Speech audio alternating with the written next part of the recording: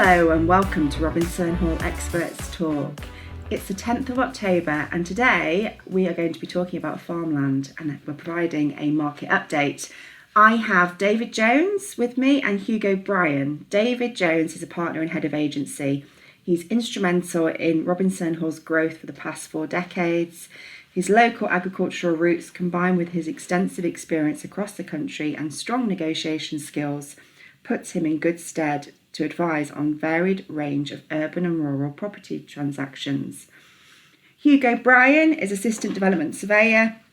He's been with Robinson Hall for over 3 years now and has extensive experience working for land agents and farm partnerships. Hugo works alongside David in selling farms and land.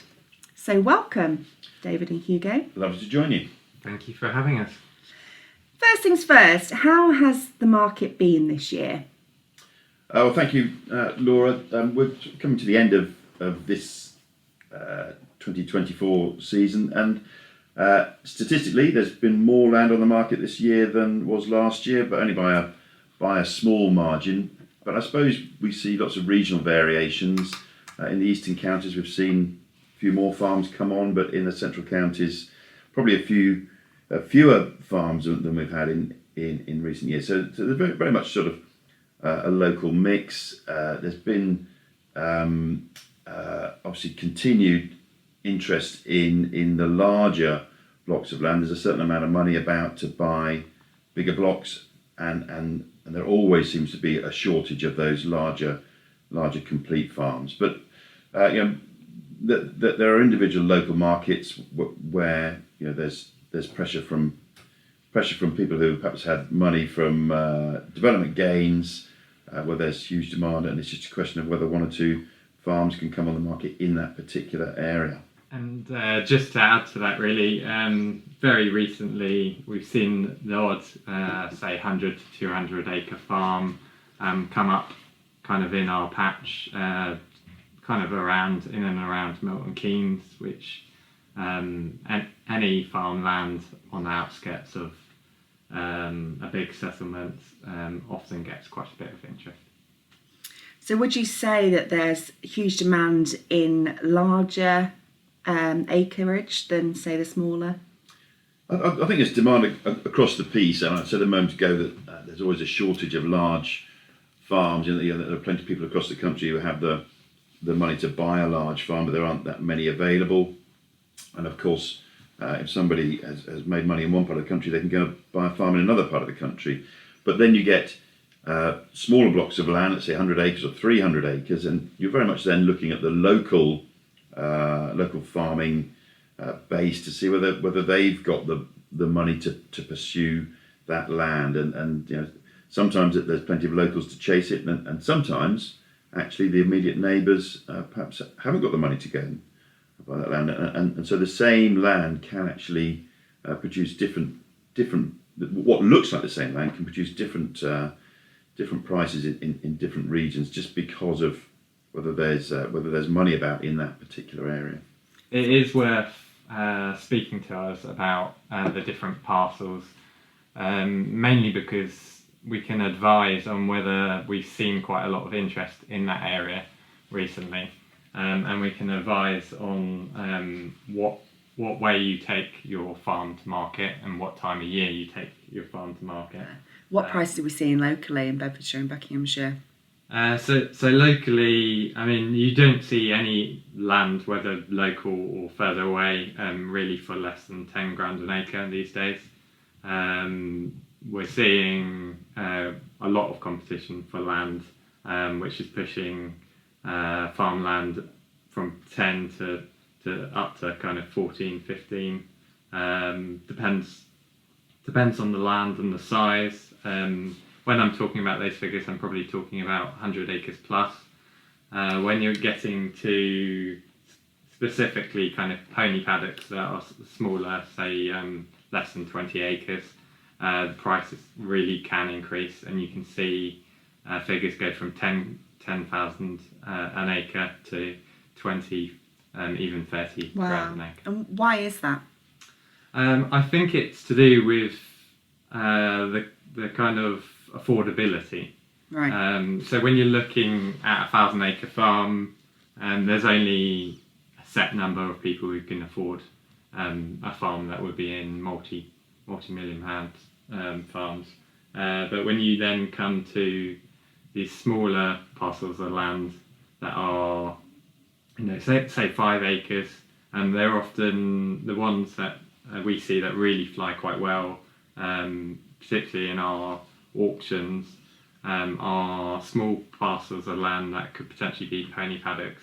They're on the outskirts of villages and hamlets and towns. Yeah. And there's a lot more kind of competition because there's a bigger buying pool. It's more affordable for them because they're buying small. It's a lifestyle purchase. It's sort of like buying a nice car or putting an extension on the house. If you want a paddock because you have children who perhaps ride horses, and you get an opportunity to buy a paddock in your village, it's perhaps a rare opportunity, and it's a lifestyle choice, and people aren't necessarily thinking about it in the same financial way that we might look at the purchase of a farm. Yeah. That kind of leads me on to the next point. You've kind of implied that obviously you're looking at two types of buyers here. What does your typical buyer look like? The typical buyer for a farm, I suppose, or the buyers that end up being successful are those that have the funds, to put it bluntly, and very often that comes from either outside agriculture. Agriculture has always been an area that perhaps people have made money in other industries. They've always wanted to have a farm once they've been successful. So either from outside agriculture or from development gains. Small purchases, obviously, on your boundary, an extra field or two on the boundary can be funded through farm profits, but generally speaking, it's somebody who has earned themselves some money either through development or through another industry. And then I guess for the smaller parts, it's possibly a lifestyle change, or as you've already alluded to. Yes, lifestyle buyers for the smaller parcels. Yeah, and of course, a farmer can always do the best to buy the field next door if it becomes available, and they'll be very keen to do so. And what about your typical seller? Do you find that it's generally farmers that are retiring and looking to downsize, or there are all sorts of sellers, and people are driven by a number of factors. I mean, the first would obviously be financial. The returns from farming, certainly in the last couple of years, have been difficult, and that might encourage one or two more to come to the market in the next couple of years. But it might also be medical. It could be family reasons, particularly if there isn't another generation coming in. In fact, I'd say we see that quite often. When the next generation is not interested, essentially they've got a good job elsewhere, and they haven't been on the farm for many years. The then farmer has no one really to leave it to. Yeah. And he's often looking at enjoying his retirement, maybe moving. Yeah, and I think probably most sellers would be more senior, let's say. Yeah. And deciding what to do for their retirement and what to do for their family. So you've obviously talked about the market that we're seeing this year and to date, and it sounds like it's very buoyant, but obviously large plots of land don't, come on the market that often. What do you expect the market to do for the foreseeable leading into 2025?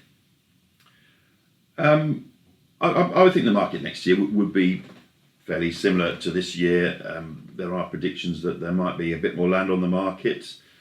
Some people have predicted that might drive prices down a little bit. I think there's always an underlying latent demand for farmland, and I don't see a massive flood coming forwards, and I don't see a massive drop in prices, but we'll only know that next year.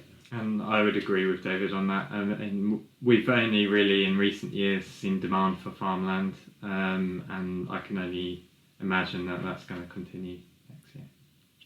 So what advice would you give to someone that's listening now, that's potentially thinking about selling their farm? So I think really the first point of call is to speak to us. If you're willing to pick up the phone, give us a call. We're always happy to come out and see you, which we don't charge anything for. And then we can walk the land with you. Yeah. Talk about your aspirations and what you want to be achieving.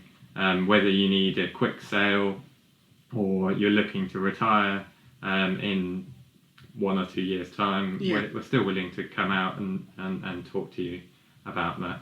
And then we can also advise on the best way to take it to the market. Yeah, because I presume that sometimes you can split it up accordingly, keep parts if the farmer was wanting to keep or retain some of it himself. And I guess the other thing I would emphasise is that it's important to plan in advance, and we're there to help with that. And discussions about lotting, discussions about whether to get planning permissions on certain parts of the land. There's lots of options. Do we put it through an auction or do we sell it by private treaty? There's many things to be discussed. We also liaise with the lawyers, we liaise with the accountants regarding tax matters. So make sure that discussion starts early.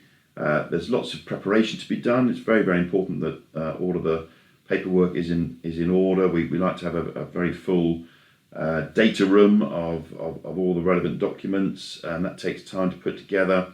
Very important when a buyer comes forward that you can come forward with a quick answer to whatever the question might be. So preparation is key, and it doesn't matter if that preparation starts 3 years in advance of a sale. Okay, that's good to know. And what about buyers? What you've said that obviously farms don't come on the market that often, and I get the impression that land doesn't really either. What advice would you give to someone that's desperate to purchase some land or a farm? Well, we've purchased a lot of land for buyers, and what tends to happen is that the buyer starts off with a long list of ideally what they're looking for in terms of the land or where it has to be or what acreage it has to be, what it's going to cost, what buildings he wants to see, etc. And the advice that I tend to give is let's go and see some farms. And most farms you go and see, you come away not wanting to buy, but you always learn something. And what happens is your long list of criteria gets shorter and you learn actually what is important to you and perhaps what isn't important to you. And once that list gets shorter, it's much easier to then find a farm to buy. And of course, there's only two things that you can't change about a farm. One is the soil type, and one is its location in the country. Frankly, most of the things, once you've got it bought, you can work on over the years. Okay. Is there a particular portal or that you would advise on for kind of buyers to keep an eye on? By all means, look at our websites that we've got for sale, but look at all of the land agents portals across the country. Farmers Weekly has a very good portal for farms for sale. But if you register with us as looking, then we will look on your behalf and we'll feed opportunities back to you as they come available, and we can start that conversation, and hopefully it will end up with the purchase of a farm. So we can look on a buyer's behalf. And just, sorry Laura to interrupt, and just to add to that, we speak with a lot of agents both locally and nationally. They often will, if they're about to launch a farm, they'll send it through to us in advance of that. Great. So there's an opportunity, if you get in touch with us, that we can potentially take you round a farm before it's actually even on the market. And some farms, of course, never come to the market. There's some farms that are marketed privately through the sort of network of land agents, and we're in a good position to know about those ones as well. So it sounds like if you are looking to buy land or farm, get in touch with us. We obviously know what's on the market prior to it being advertised to others. It's a very competitive world, so you'd be silly not to. So you've touched on auctions. How do you decipher between what should potentially go into an auction or what should go into private treaty? Certainly, yes. We hold an auction every 2 months, and a collection of properties, and typically there are parcels of land in those auctions. Small pieces of land or land with maybe ramshackle old buildings on it, strange little bits of land, always do much, much better in an auction, and I would always put those small parcels into an auction. It does apply to larger farms, and there's no real size limit to what you can take to auction, but generally speaking, the larger complete farms would go to a private treaty market, and then as you come down in size and down in value, then there's perhaps more inclination to go to auction. And certainly for pony paddocks and small bits, it would be my chosen route every time. And that's generally, I think, looking at our auction results, the smaller parcels of land do incredibly well. Yes, if you go on our website, onto our auctions website, you can click into all of our past auction results, and anybody can click into them. And if you look on there, you'll see some astonishing results for small bits of land that really cannot be achieved in the private treaty market. Great. And what about lettings? We haven't talked about lettings. You focus very heavily on sales. Yes, certainly. I mean, we're often in discussion with farmers who, as I say, are perhaps a bit more senior and wanting to wind down a bit, particularly if there isn't another generation coming in. And one of the options is to sell, but one of the options is also to let the land or to let it out on a contract farming agreement. And we do plenty of lettings and contract farming agreements as an alternative to selling. Great. Hugo, did you want to add to that? So what I would say is when you're letting farm buildings out, they often require a lot more maintenance than your standard property, and therefore having a good lettings company that can manage that process for you, it's always of benefit. I guess that's focusing on the buildings, but land, do you see that? So with lands, it's about finding the right market to let it out, the right person to let it out to.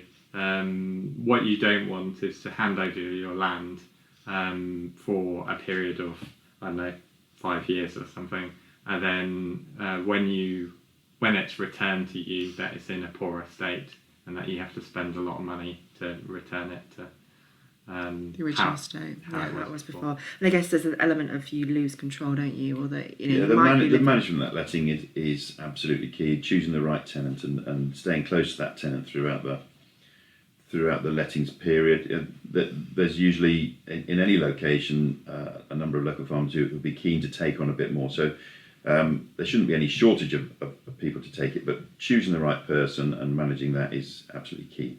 What prices are we seeing for lettings of land? Prices vary hugely. A lot of lettings, of course, are just done sort of over the farm gate, so to speak, between neighbours, and they could be as low as £100 an acre in some cases.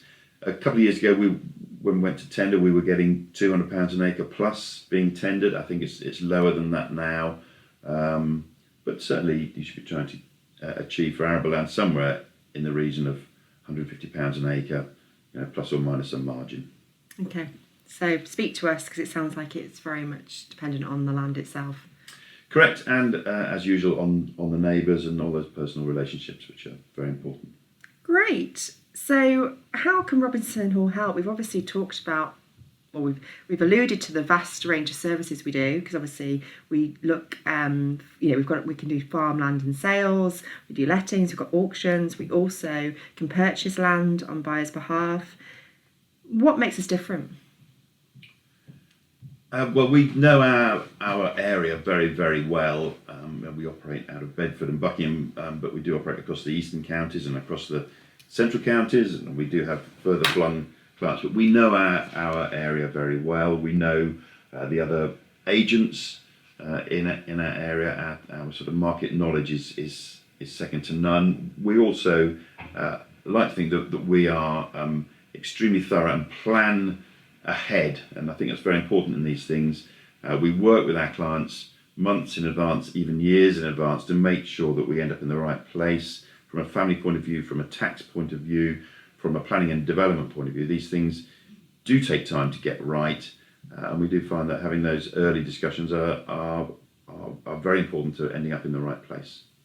And one thing I would add to that, we actually do have quite a loyal base of clients, and I think that says a lot about Robinson Hall. Our day-to-day can change quite regularly. We'll often get a call from a farmer client, and we're then hopping in the car 10 minutes later, and then happy to give him advice, which again, the initial advice we wouldn't be expecting to charge. So we're always at the other end of the phone, and we're happy to speak. Great. And I think it's important to say that obviously with anything like this, there's probably a lot that you haven't considered, because it isn't as simple as just, I want to put my farm on the market. By the sounds of things, we've got a whole range of services here. We've got planners, we've got architects and building surveyors. So, we are able to help from start to finish, and we can utilise the advice of our experts in the other departments as well. Thank you ever so much, David and Hugo. Thank you very much. David and Hugo's contact details are available on our website. The best place to look for them is the Meet the Team page, where you'll find their profile and direct line details and email address. Please contact either David or Hugo if you have any questions after listening to this. Thank you ever so much for listening. I've launched a range of podcasts over the last few months, and I have many more to come. So I hope you stay tuned, and I will see you again next time. Many thanks. Goodbye. Our podcasts are for informational purposes only and should not be considered as legal advice. We are not responsible for any losses, damages, or liabilities that may arise. The advice and views are from the expert only.